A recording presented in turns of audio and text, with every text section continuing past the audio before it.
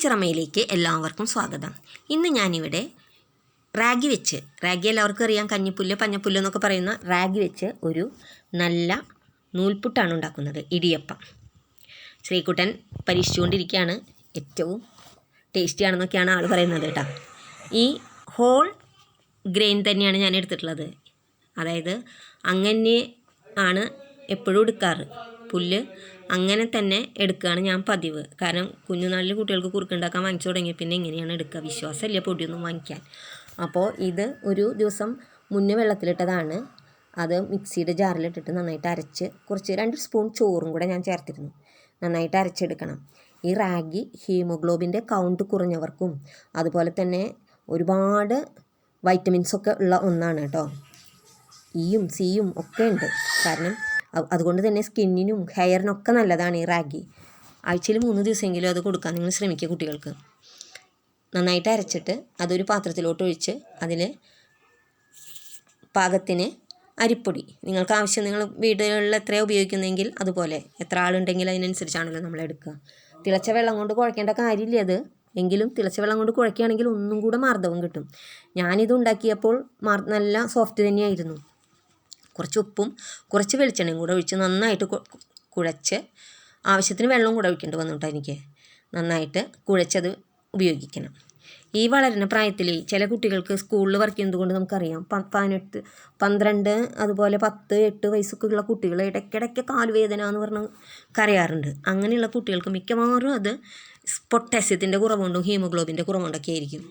അപ്പോൾ അങ്ങനെയുള്ള കുട്ടികൾക്ക് എന്തായാലും നമ്മൾ ഈ റാഗി ആഴ്ചയിൽ 3 ദിവസമെങ്കിലും നിങ്ങൾ ഉൾപ്പെടുത്താൻ ശ്രമിക്കുക. ഡയബറ്റിക് പേഷ്യൻറ്റിന് നല്ലതാണ്. അതുപോലെ തന്നെ വീട്ടിലെ പ്രായമുള്ളവർക്കും പാല് കൊടുക്കുന്ന അമ്മമാർക്കും ഒക്കെ ഇത് വളരെ നല്ലൊരു ഭക്ഷണമാണ്. നിങ്ങൾ റാഗി തീർച്ചയായിട്ടും ഉപയോഗിക്കേണ്ടതാണ് കേട്ടോ. അത് പല രൂപത്തിൽ നമുക്ക് കൊടുക്കാം. അതുകൊണ്ട് നൂലപ്പം ഉണ്ടാക്കി കൊടുക്കാൻ ഇഷ്ടമാണെങ്കിൽ ഇതുണ്ടാക്കി കൊടുക്കൂ. വളരെ നല്ലൊരു റെസിപ്പിയാണ്. ഇതുപോലെ കുഴച്ച് മാറ്റി വയ്ക്കുക. എന്നിട്ട് സേവനാഴിയിലിട്ട് നന്നായിട്ട് പിഴിഞ്ഞ് കൊടുക്കുകയാണെങ്കിൽ, നമുക്ക് പിഴിഞ്ഞെടുക്കുകയാണെങ്കിൽ അത് പെട്ടെന്ന് തന്നെ വെന്ത് കിട്ടുകയും ചെയ്യും. സാധാരണ നൂലപ്പത്തിൻ്റെ അത്ര തന്നെ വേണ്ടി വരുള്ളൂ. കാൽസ്യം ഉണ്ട്, വിളർച്ച തടയും, അനീമിക്കാണ് നമ്മുടെ കുട്ടികളൊക്കെ. സർവേ കണക്കനുസരിച്ച് കുട്ടികളൊക്കെ ഹെൽത്ത് വളരെ പ്രശ്നമാണ്. ഹീമോഗ്ലോബിനും അതുപോലെ തന്നെ അയണൊന്നും കുട്ടികൾക്ക് ഇല്ലയെന്ന് തന്നെ പറയാം. ഈ ഫാസ്റ്റ് ഫുഡിൻ്റെ പിന്നാലെ പോകാതെ ഇതുപോലുള്ള കാര്യങ്ങളൊക്കെ നമുക്കിനി പരീക്ഷിക്കാം. കാരണം immunity boosting is very important. ഈ കൊറോണ കാലത്ത് ഇമ്പോർട്ടൻ്റ് ആണ്. വീട്ടിലൊരു ഡയബറ്റിക് പേഷ്യൻ്റ് ഉണ്ടെങ്കിൽ നമുക്കിത് ഉണ്ടാക്കുകയാണെങ്കിൽ എല്ലാവർക്കും ഒരുമിച്ചിരുന്ന് ആസ്വദിച്ച് കഴിക്കാവുന്നതാണ് കേട്ടോ. എന്നിട്ട് ആവിയിൽ വേവിച്ചെടുക്കുക. ഞാൻ ഇതിനോടൊപ്പം ചിക്കൻ കറിയും പിന്നെ വെള്ള ഇഷ്ടമാണ് ഉണ്ടാക്കിയിരിക്കുന്നത്. ഇഷ്ടമാണ് പൊട്ടാറ്റോ ഉപയോഗിച്ചിട്ട്.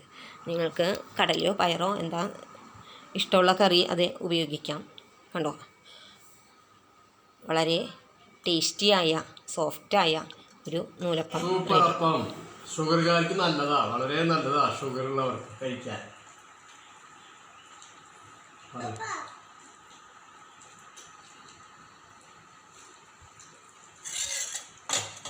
എങ്ങനെയുണ്ട്? കൈയെടുക്കും ആവുമെന്ന്.